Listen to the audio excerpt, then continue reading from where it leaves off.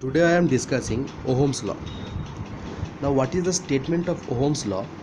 The statement of Ohm's law is when temperature and other physical quantities remain constant, the potential difference of a conductor between its two ends is directly proportional to the current flowing throughout it. So the terms are, first is the temperature.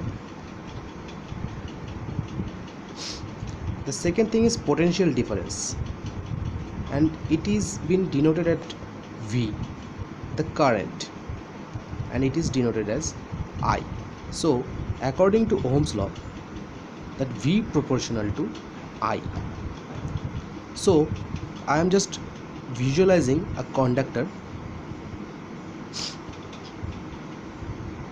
The potential difference between the two ends, I am considering it as V, the current flowing as I. So V proportional to I. Now if I just consider the proportionality constant, then I am assuming it as V equals to IR, when R is the proportionality constant, and according to Ohm's law, R is the resistance. So each and every particle, each and every material has a specific resistance which is being denoted as R.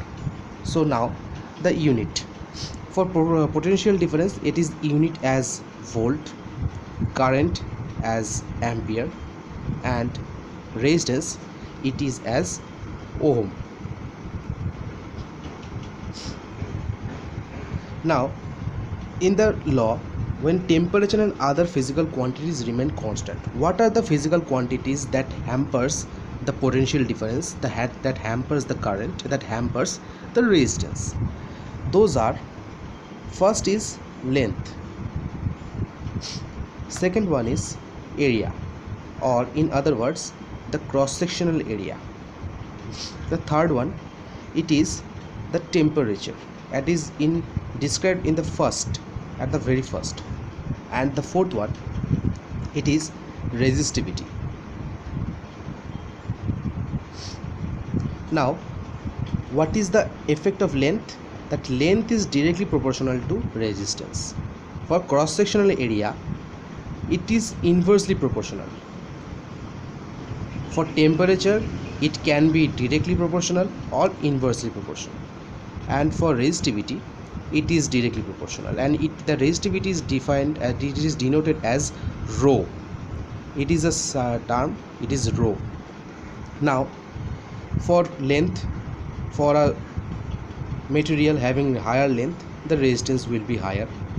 For a material having larger cross-sectional area compared to a material having smaller cross-sectional area, the resistivity will be respectively, for larger it will be low, and for smaller it will be high. For temperature, it will be directly proportional or inversely proportional, and it is been termed as, it is been considered with a term called temperature coefficient. Now what is temperature coefficient? Each and every material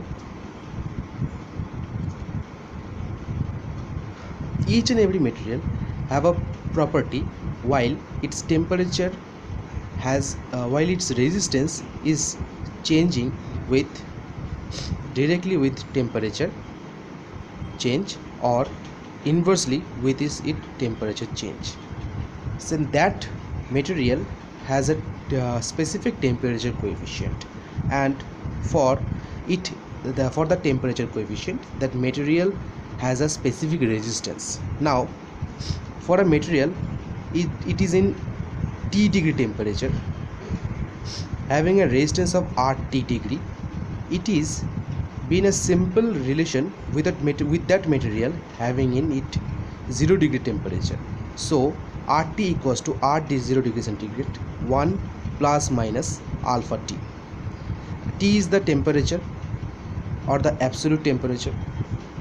Alpha, it is the temperature coefficient.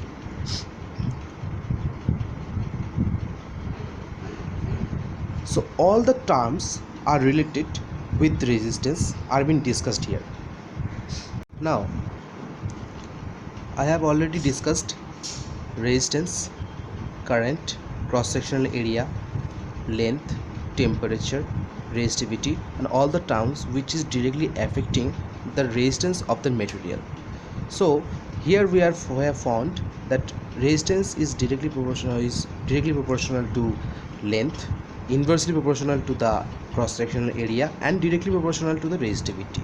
So the combined effect will be considered as R equals to rho L by A. Now this is the resistance of the material and it is calculated as ohm. Now what is rho? Rho is the resistivity or the specific resistivity. Now specific resistance or the resistivity of the material, it is depends on the material quality or the material itself, and the resistivity has a unit of ohm meter or ohm centimeter. Here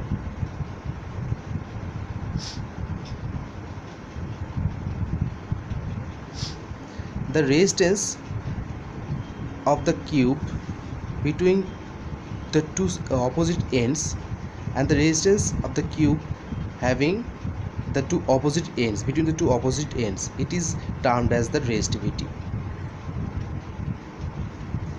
For copper the resistivity is 1.7. For copper it is resistivity is 1.7 10 to the power minus 8 ohm centimeter, so or ohm meter. For aluminium it is 2.7, it is around 2.7 multiplied by 10 to the power minus 8 ohm meter. And for glass it is 1 multiplied by or 10 to the power 10 ohm meter. So glass is a very highly resistive material, that's why. And so copper and aluminium, it is very less resistive material and it is then considered as conductor and it is as insulator. Thank you.